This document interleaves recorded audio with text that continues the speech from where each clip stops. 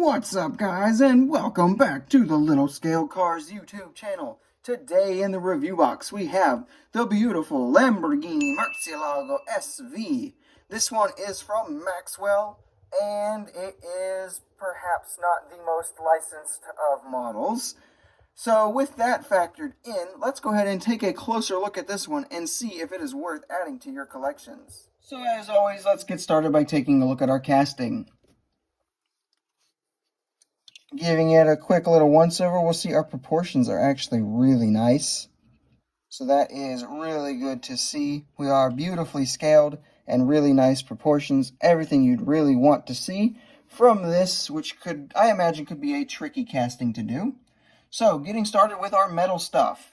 Everything that you see in yellow, that is going to be metal. Our plastic bits are going to include our rear wing, our rear bumper here, our splitter up front, and our mirrors. And an entire base is also going to be plastic as well, so it does have a little bit of a light feel to it. Coming up front, we will see that these front vents here do have some texturing on them casted in there, which is nice to see. And looking in the back window there, we can see that the engine is in there as well. So overall, we have some pretty nice details that are a part of the casting itself, and we have good proportions and it looks fine overall. For our paint and deco, we have yellow. Yay! So that is the main reason I picked this one up, because finding this particular car in 1/64th in yellow is not exactly the easiest of tasks. There are a slew of colors that Maxwell released this one in, if yellow is not your thing. But for me, I was looking for a yellow version of this car, and this is what I decided to get. Moving into our details category, we do have plastic headlights inserts, which are really, really nice. We have a really beautiful Lamborghini logo tampoed on there. It actually is like super nice. You can't hardly tell in this light, but it has like a little gold reflection on it, which looks super good. It is off-centered though, which is very annoying, honestly. I can't believe how much that actually, small teeny tiny detail really bothers me, but it does. So that is definitely something to make a note of. Moving down the sides here, you will see there are rotors behind the wheels. I cannot see any calipers on there, but they could just be a darker color. It makes them a little bit harder to see. And we do have accurate wheels to the real-life car. We do get an SV tampo on the side here, looking absolutely fantastic. Interior details are pretty nice from what you can see. And again, we do have that visible engine in the back. Coming on to the back here, we do have this venting here, all textured and plastic and looking good. Rear wing, nicely done. Little Lamborghini scrawled across there. Little Lamborghini license plate here. And the splitter looking very nice. The exhaust here does not have any kind of paint or anything like that on it, which is a little bit disappointing.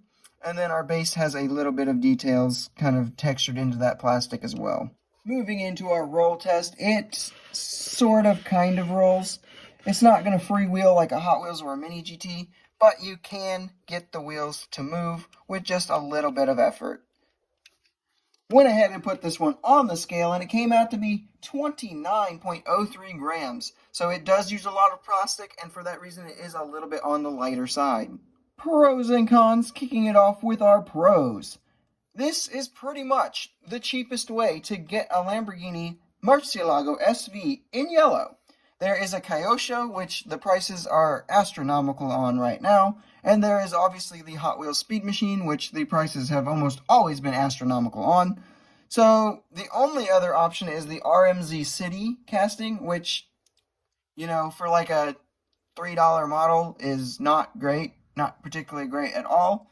So that one is technically the cheapest, but this is really the cheapest, decent model of it. The other big pro is that we just have a nice level of detail. Nothing crazy over the top, but especially from the back here where you would really want to see them, that's pretty good. My only real gripe is up front. I don't think that looks as good as it could be, but overall, a nice level of detail. For our cons, the biggest one I actually made mention of earlier, this is an unlicensed model, which is never something that I would recommend supporting unless, there is a good reason, I should say, for it. Like, in this instance, there's really no other affordable way to get this car in yellow, so sometimes you do what you gotta do. The other big con is that this was $25, and all the other color schemes, as I can see, are usually going to run you about the same price, between $20 and $25, which for an unlicensed model, that's not okay in my opinion. You know, part of the pricing from the other brands is that they have to pay a licensing fee, so I can understand the price being about $25. This one, with it being mostly plastic on the base, the details not being as crisp as other $25 models, I do feel it is slightly overpriced. For some quick size comparisons, here we have it with some more budget-friendly brands, with the Hot Wheels Lamborghini Aventador J and the Tomica Lamborghini Cyan.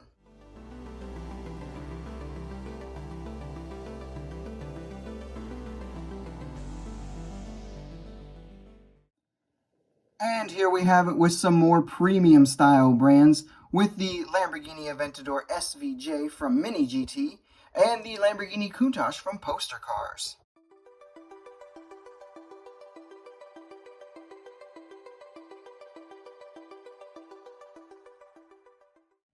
So with all that, it is now time to give us our final scores.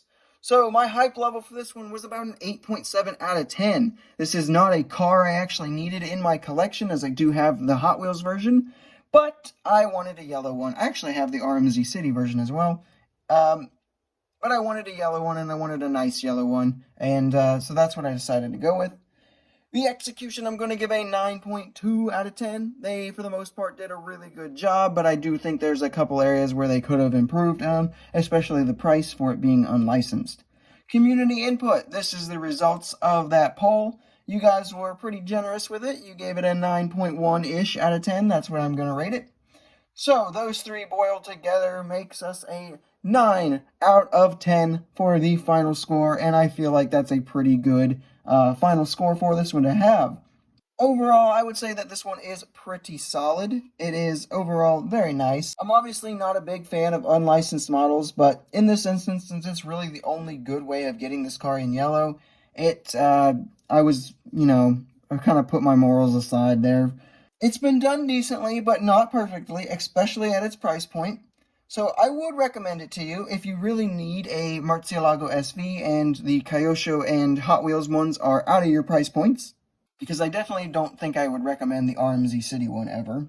So I would highly recommend this one to anyone who needs an SV in their collection. I would say if you are a big Lamborghini fan, you probably want this one. But anyone else, I would say, unless you just absolutely are dying to have this car represented in your collection, maybe wait on, see if Mini GT or somebody else will eventually tackle the car, just so you can get it in a licensed fashion.